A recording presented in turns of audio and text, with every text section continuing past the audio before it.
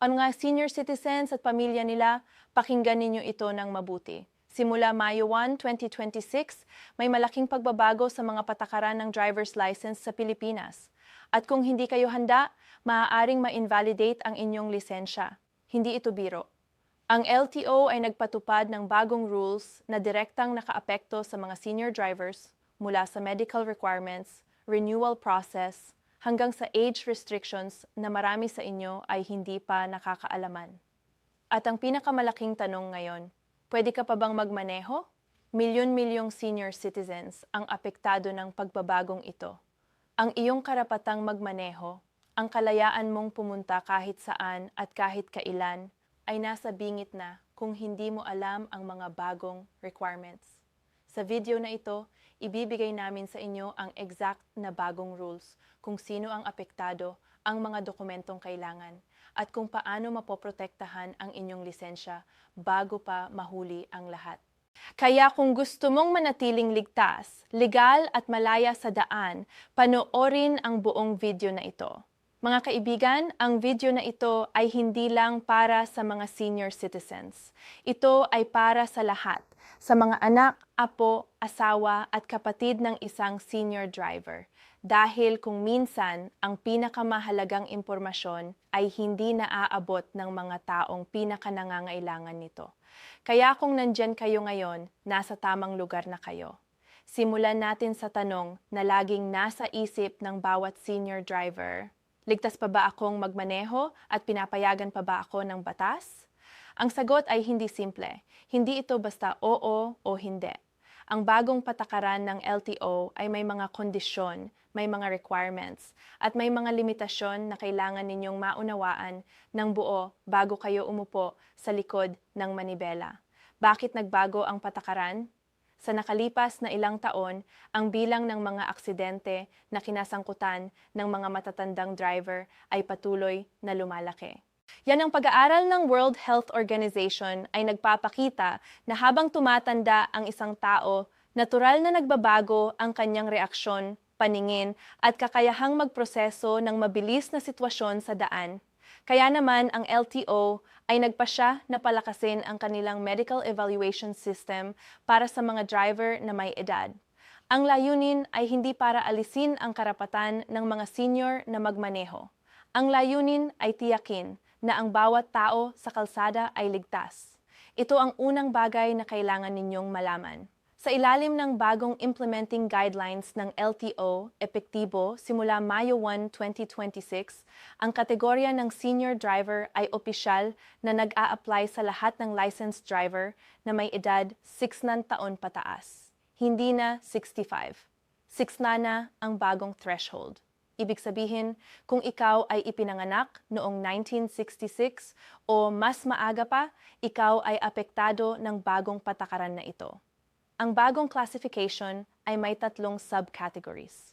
Kisingin nyo na ay yung active senior driver, mga nasa edad 60 hanggang 69 na naipasa ang lahat ng bagong medical requirements at pinapayagang magmaneho ng halos walang limitasyon maliban sa ilang uri ng sasakyan.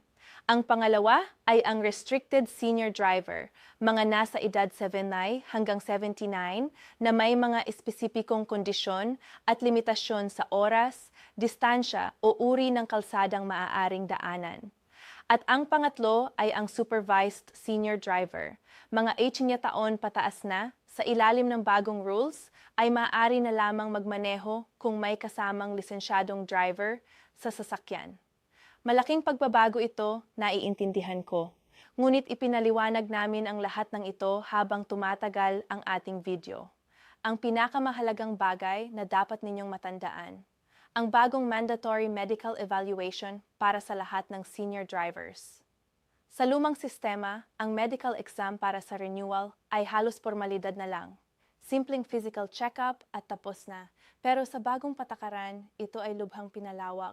Ang bagong Senior Driver Medical Evaluation o SDME ay binubuo ng 4 na bahagi.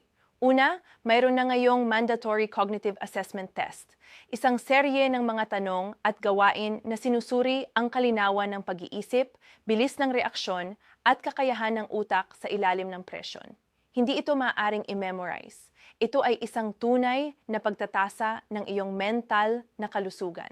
Pangalawa, mayroon na ngayong mas komprehensibong vision test. Hindi na lang kung kaya mong basahin ang mga titik sa board. Susuriin na rin ang iyong peripheral vision, ang iyong night vision, at ang iyong kakayahang mag-adjust sa biglaang pagbabago ng liwanag. Pangatlo, may bagong cardiovascular screening na kasama sa proseso. Ang pagkahilo, biglaang pagtaas ng blood pressure o mga kondisyon tulad ng atrial fibrillation ay maaaring maging sanhi ng aksidente, kaya sinisiguruhin na ng LTO na suriin ang aspetong ito. And just pangapat, mayroon na ngayong musculoskeletal evaluation. Isang pagsusuri kung ang iyong mga kamay, braso, paa, at leeg ay kaya pa ring gawin ang mga galaw na kailangan sa pagmamaneho. Kasama na ang mabilis na pagtapak sa brake at lakas ng hawak sa manibela. Saan ninyo gagawin ito at magkano? Ang SDME ay maaaring gawin sa tatlong paraan. Una, sa mga LTO-accredited hospitals at clinics na may espesyal na senior driver assessment centers. Ang opisyal na listahan ay makikita sa website ng LTO o sa pinakamalapit na LTO district office sa inyong lugar. Pangalawa, sa mga participating government hospitals sa ilalim ng Department of Health kung saan ang bayad ay mas mababa o libre para sa mga may PhilHealth coverage. Pangatlo, at ito ay isang bagong feature para sa mga nasa probinsya at malalayong lugar. Meron na ngayong mobile assessment units na dadayo sa inyong komunidad. Ang schedule nito ay in-announce sa opisyal na social media accounts ng LTO. Tungkol sa bayad, ang SDME ay nagkakahalaga ng humigit kumulang PHP 500 hanggang PHP 1,000, depende sa pasilidad. Para sa mga may valid senior citizen ID, mayroong 20% discount na applicable sa lahat ng medical fees, garantisado sa ilalim ng Senior Citizens Act.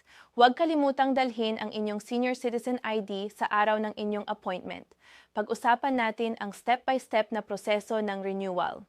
Una sa lahat, ang renewal window para sa mga senior drivers ay nagbago na. Ang mga driver na nasa edad 70 pataas ay kailangan ng mag-renew taon-taon, tuwing isang taon. Ang mga nasa edad 60 hanggang 69 ay maaari pa ring mag-renew tuwing 3 taon, pero kailangan pa rin nilang isumiti ang buong SDME sa bawat renewal. Ang proseso ay nagsisimula sa pagkuha ng appointment sa pamamagitan ng LTO's official online portal o sa pamamagitan ng pagtawag sa pinakamalapit na LTO District Office. Pagkatapos ng appointment, kumpletuhin ang SDME sa isang accredited na pasilidad, hindi bababa sa 10 araw bago ang inyong LTO appointment para magkaroon ng sapat na oras para maproseso ang resulta. Sa araw ng inyong LTO appointment, dalhin ang inyong kasalukuyang driver's license, SDME results na may official seal, senior citizen ID, PhilHealth ID, at proof of address tulad ng utility bill o barangay certificate. Dalhin ang mga original at 2 photocopy ng bawat dokumento. Maraming tao ang napahuli dahil kulang ang photocopy, kaya siguraduhin kumpleto na kayo bago lumabas ng bahay. Tungkol sa mga restriction codes, batay sa inyong SDME results, maaaring may mga dagdag na restriction na ilalagay sa inyong lisensya. Halimbawa, kung mahina ang inyong night vision, maaaring may restriction na daytime driving only. Kung may limitasyon sa inyong kognitibo o pisikal na estado, maaaring may driving radius restriction, halimbawa 50 km lang mula sa inyong tirahan. Ang mga restriction code na ito ay hindi hukuman sa inyo. Ito ay katibayan ng inyong responsibilidad bilang driver. Tanggapin ito ng buong puso dahil ang pag-unawa sa iyong mga limitasyon ay tanda ng isang tunay na matalinong driver. Kailangan ding malaman ang mga kahihinatnan ng hindi pagsunod. Kung mahuhuli kang nagmamaneho ng walang na-update na lisensya, ang multa ay PHP 3,000 para sa unang pagkakataon, PHP 6,000 at posibleng 6 na buwang suspensyon sa pangalawang pagkakataon.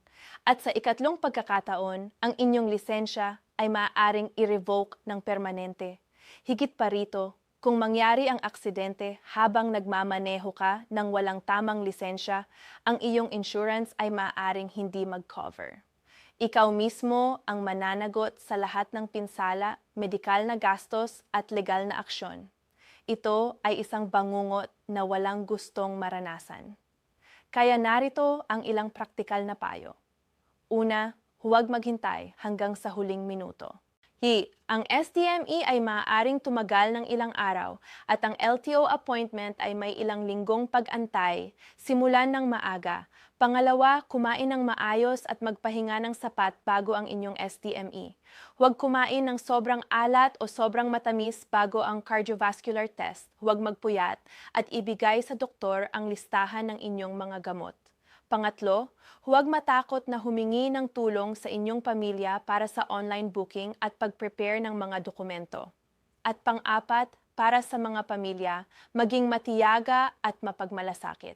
Ang driver's license ay hindi lang isang legal na dokumento para sa inyong magulang o lolo at lola. Ito ay simbolo ng kanilang kalayaan at dignidad. Suportahan sila, samahan sila, at hayaan silang maranasan ang prosesong ito ng may dignidad. Bago tayo magtapos, gusto kong ibalik kayo sa malaking larawan. Ang bawat taon, libo-libong pamilya ang nasasalanta ng mga aksidente sa kalsada sa Pilipinas. Ang bawat patay sa daan ay isang ama, isang ina, isang lolo, isang lola, isang kaibigan. At kung ang bagong patakaran na ito, kahit gaano kahirap ay makapipigil sa kahit isang aksidente at makakapag-save ng kahit isang buhay, sulit ang lahat ng abala. Ang bagong driver's license rules para sa mga senior ay hindi paraan ng pamahalaan para bawasan ang inyong halaga. Ito ay isang pagkilala na ang buhay ng bawat tao sa kalsada, maging senior driver o batang nagtatawid, ay mahalaga at dapat protektahan. Ang tunay na kalayaan ay ang kakayahang mamuhay ng ligtas, ng may dignidad at ng may responsibilidad sa ating kapwa. Kaya ang inyong dapat gawin ngayon, pagkatapos ng video na ito, kunin ang papel at ballpen at isulat ang expiration date ng inyong driver's license. Pagkatapos, tawagan o bisitahin ang pinakamalapit na LTO Accredited Senior Driver Assessment Center at itanong ang tungkol sa SDME requirements at schedule. Hindi bukas, hindi sa isang linggo. Ngayon.